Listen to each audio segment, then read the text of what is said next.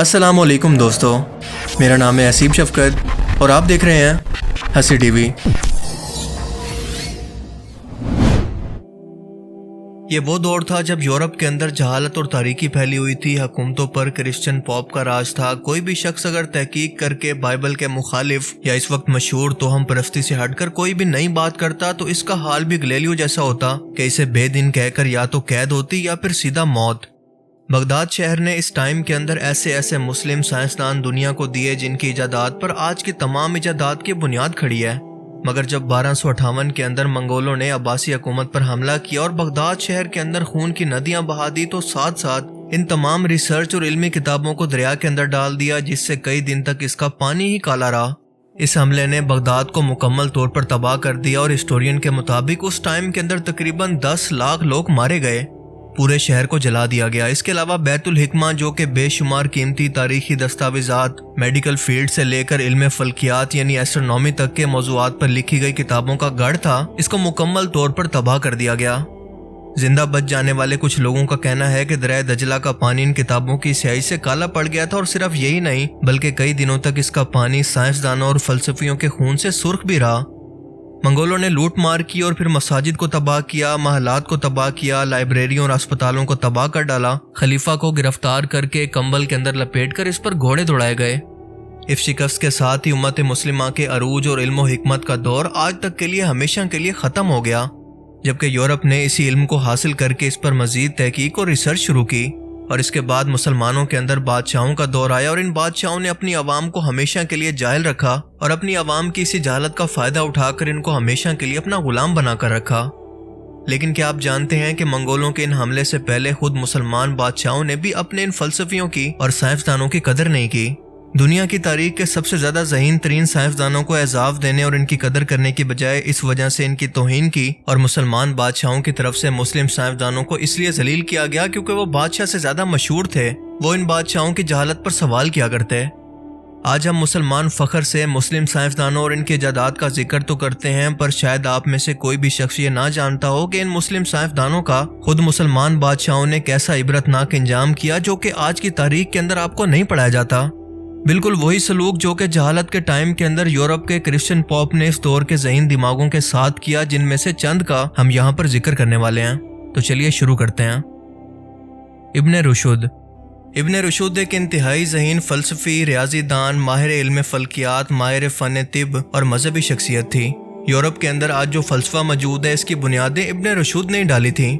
وہ موجودہ اسپین کے شہر کرتبہ کے اندر پیدا ہوئے۔ ہسپانوی یعنی موجودہ اسپین کے خلیفہ المنصور نے ان کی خدمات کا بدلہ کچھ اس طرح سے دیا کہ ان کی فلسفانہ اور لاجیکل سوچ پر کفر کا فتویٰ لگا کر ان کی تمام کتابوں کو جلا دیا اور ان کو نظر بند کر دیا۔ اسی نظر بندی میں جب انہوں نے بھاگنے کی کوشش کی تو انہیں جامعہ مسجد کے ایک مینار سے باندھ کر لوگوں سے کہا گیا کہ ان کے منہ پر تھوکتے جائیں۔ چند ماہ کی نظر بندی کے بعد آخر کار وہ مراکش چلے گئے اور وہیں پر وفات پائی۔ ارسطو کے فلسفے پر انہوں نے بہت ساری کتابیں لکھی جن کے لاطینی اور عربی زبان کے علاوہ یورپ کے مختلف زبانوں کے اندر ترجمے بھی ہو چکے ہیں۔ ابن رشد کا بنیادی نظریہ یہ تھا کہ انسان کا ذہن تو صرف ایک طرح کے علم حاصل کرنے کی مشین ہے، وہ کائنات سے ذہانت کو حاصل کر کے اسے عملی شکل دیتا ہے۔ انسان خود سے پیدائشی طور پر ذہین نہیں ہوتا، بلکہ تمام انسانوں کے اندر ذہانت بالکل ایک جیسی ہے۔ دو دماغوں اور ذہانت کا نظریہ بالکل غلط ہے۔ ابن رشد نے قانون، منطق، عربی زبان کے قانون، ایسٹرونومی اور میڈیکل پر بہت ساری کتابیں لکھی، مگر اس ذہین دماغ کو اپنی زندگی کے آخری حصے کے اندر مسلمان بادشاہ نے ذلت اور رسوائی کے سوا کچھ نہ دیا۔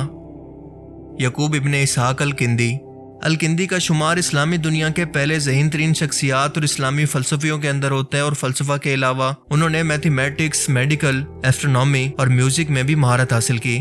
الکندی کے اہم کارناموں میں سے ایک کارنامہ اسلامی دنیا کو حکیم ارسطو کے خیالات سے انٹروڈیوس کروانا تھا۔ اس کے علاوہ ریاضی، میڈیکل، فلسفہ، لاجک، موسیقی اور جیوگرافی جیسے علم پر انہوں نے کئی اعلیٰ پائے کی کتابیں لکھی، اور وہ یونانی اور سریانی زبانوں پر بھی مہارت رکھتے تھے۔ انہوں نے مختلف ٹاپکس پر 260 سے زیادہ کتابیں لکھی، ان میں نمبرز پر 32، میڈیکل اور فلسفہ پر 22، لاجک پر 9 اور میڈیکل پر 12 کتابیں لکھی۔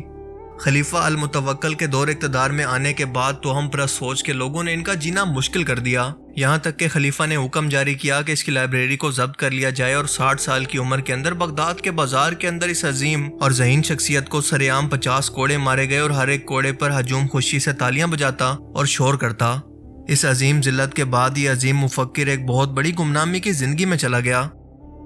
ابن سینا یا پھر ابی سینا اسلام کے مشہور ڈاکٹر اور فلسفی ہیں جو کہ ایران کے رہنے والے تھے، جنہیں خلیفہ ہارون الرشید کے دور کے اندر اسلام کے سنہری دور کے سب سے اہم مفکر اور ادیبوں کے اندر شمار کیا جاتا ہے۔ ابن سینا کے نام پر ہی آج ادویات کو میڈیسن کہا جاتا ہے۔ ان کو مغربی دنیا کے اندر ابی سینا کے نام سے جانا جاتا ہے، جبکہ ان کا لقب تھا شیخ الرئیس۔ یہ اتنی عظیم شخصیت تھے کہ انہوں نے تقریباً 450 کتابیں لکھی، جن میں سے تقریباً 240 ہی بچی ہیں۔ ان میں سے فلسفہ پر 150 اور ادویات پر یا پھر میڈیسن پر 40 کتابیں شامل ہیں۔ ایران کے شہر ہمدان کے وزیر نے ابن سینا کو اپنا وزیر مقرر کر رکھا تھا، لیکن انہی توہم پرستی اور مذہبی بنیاد پرست لوگوں نے، جو اس وقت موجود نظریات سے کچھ بھی آگے سوچنے کو تیار نہیں تھے، ان کے اور خلیفہ کی دشمنی کی وجہ سے ابن سینا کو یہاں سے نکل کر کہیں ویرانے کے اندر جانا پڑا۔ یہ در بدر کی ٹھوکریں کھاتے رہے کیونکہ ان کے اپنے لوگ ان کی جان کے دشمن ہو گئے۔ انہیں بے دین کہہ کر ان کے قتل کا فتویٰ جاری کیا گیا کہ وہ کافر اور مشرک ہے۔ اپنی اسی روح پوشی کے اندر انہوں نے طب کی سب سے مشہور کتاب القانون فی الطب کو بھی لکھا اور باقی عمر در بدر کی ٹھوکریں کھا کر ہمدان شہر کے اندر ہی آ کر فوت ہو گئے۔ الرازی بھی ابو علی سینا کی طرح انتہائی ذہین ڈاکٹر یا پھر طبیب تھے، اور تاریخ میں پہلی مرتبہ انہوں نے خسرہ اور چچک کے فرق کو واضح کیا، چیزوں سے لکوڈ کو نکالنے کا طریقہ متعارف کروایا۔ اس کے علاوہ میڈیکل فیلڈ کے اندر ایتھکس کو متعارف کروایا، مگر ان کے جدید نظریات اس وقت موجود بند دماغ لوگوں کے لیے قبول کرنا انتہائی مشکل تھے، اور کہا جاتا ہے کہ بخارا کے وزیر کو الرازی کی ایک کتاب میں لکھے گئے الفاظ پر اتنا غصہ آیا کہ اس نے حکم جاری کیا کہ اس کی کتاب کو اسی کے سر پر تب تک مارو جب تک یہ کتاب یا پھر اس شخص کا سر دونوں میں سے کوئی ایک چیز نہ پھٹ جائے، اور بالکل ایسا ہی کیا گیا، اور اس کے بعد اس تکلیف کی وجہ سے الرازی ہمیشہ کے لیے اندھے ہو گئے اور اسی حالت کے اندر ان کی موت ہو گئی۔ ابن خلدون، ہسٹری کے علم کے بانی ابن خلدون نے چھوٹی سی عمر کے اندر ہی قرآن، حدیث، فقہ، فلسفہ، ادب اور تاریخ کے اندر کمال حاصل کر لیا تھا۔ ان کو علم اور فضل کے اندر بہت ہی شہرت حاصل ہوئی۔ طلسمان یعنی الجزائر کے بادشاہ نے ان کی بہت تعظیم کی اور ان کو اپنا کاتب مقرر کر لیا۔ پھر کسی وجہ سے ان سے ایسا ناراض ہوا کہ ان کو قید کے اندر ڈال دیا۔ 4 سال کے بعد جب بادشاہ فوت ہو گیا تو ابن خلدون وہاں سے رہا ہو کر گرناتا یعنی موجودہ اسپین کے ایک صوبے میں پہنچے۔ اس کے بعد ان کے انجام کا کسی کو نہیں پتا۔ 19ویں صدی تک مسلمانوں کو ان کے نام تک سے واقفیت نہیں تھی، مگر جب مغرب کے لوگوں نے ان کے کارنامے اور ان کا ذکر کیا تو ان کے کارنامے دنیا کے سامنے آئے، جس سے یہ بالکل صاف ظاہر ہے کہ ان کو اس وقت صرف سزا نہیں دی گئی تھی بلکہ باقاعدہ دشمنی کے طور پر ان کا نام بھی تاریخ سے مٹانے کی کوشش کی گئی، جو کہ ممکن نہیں ہو سکا۔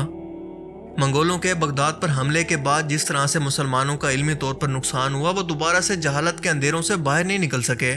مغل بادشاہوں کو بھی علم و حکمت اور سائنس سے کوئی لگاؤ نہیں تھا، یہ لوگ خود بھی جاہل تھے اور اپنی عوام کو بھی جاہل رکھا۔ الٹا ان لوگوں نے دین کے اندر نئی نئی بدعات کو شامل کر کے دین کا حلیہ تک بگاڑ دیا، عیش و عشرت اور دنیا پرستی کے اندر پڑ گئے۔ جبکہ منگولوں کے بغداد پر حملے سے پہلے یعنی 1258 سے پہلے یورپ کے اندر کیمبرج یونیورسٹی بن چکی تھی، جبکہ اس سے بھی پہلے سن 1096 کے اندر آکسفورڈ یونیورسٹی اور 1626 کے اندر ہارورڈ یونیورسٹی بھی بن چکی تھی، جس دور کے اندر مغل بادشاہ عیاشیاں کر رہے تھے، بیتوکی عمارتیں اور محل بنا رہے تھے، اور اس وقت 800 سے 900 سال پہلے یہ یونیورسٹیز سائنسدان پیدا کر رہی تھیں۔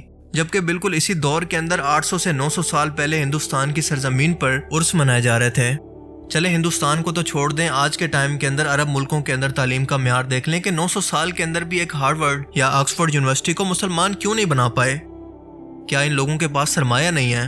ہم جانتے ہیں کہ ایسا بھی نہیں ہے، کیونکہ ان عرب شہزادوں کے پاس اتنی دولت ہے کہ اگر یہ اپنی ایک گھڑی کو یا اپنی ایک سونے کی گاڑی کو بھی بیچ دیں تو اس سے پوری کی پوری ایک یونیورسٹی یا کالج بنایا جا سکتا ہے۔ پر ہم دیکھتے ہیں کہ ایسا نہیں ہوا، اور اسی چیز نے ہمیں سائنس اور ٹیکنالوجی کے اندر بہت پیچھے رکھا ہوا ہے۔ آج ہم مسلمان اسرائیل اور امریکہ کی تباہی اور ان کے لیے بد دعاؤں کو تو اپنا مذہبی فریضہ سمجھتے ہیں، لیکن افسوس کہ علم حاصل کرنے کو نہیں۔ کیوں آج تک ہم ان کی تعلیم کا متبادل نہیں بنا پائے؟ کیوں ہمیں ہمیشہ انہی کی پروڈکٹس کا بائیکاٹ کرنا پڑتا ہے؟ ایسا کیوں نہیں ہوتا کہ ہم اپنی پروڈکٹس کو ان کے لیے بین کر دیں جن کے بغیر وہ رہ ہی نہ پائیں؟ اس کا سیدھا سا جواب ہے کہ ترجیحات۔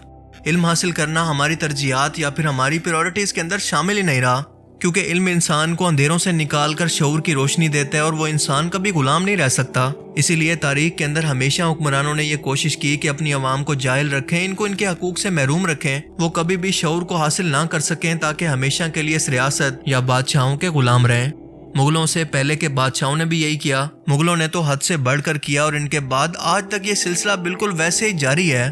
اور اگر یہ سلسلہ بالکل ایسے ہی آگے بھی جاری رہا تو مستقبل کے اندر بھی مسلمانوں کا سائنس اور ٹیکنالوجی کے میدان میں کوئی بھی مستقبل نہیں ہے، کیونکہ اللہ تعالیٰ ایسی قوم کی حالت کو کبھی بھی نہیں بدلتا جس کو خود سے اپنی حالت کو بدلنے کا خیال نہ ہو اور وہ اس کے لیے اپنی کوشش نہ کرے۔ اللہ تعالیٰ ہمیں سمجھنے کی اور نیک عمل کرنے کی توفیق عطا فرمائے، آمین۔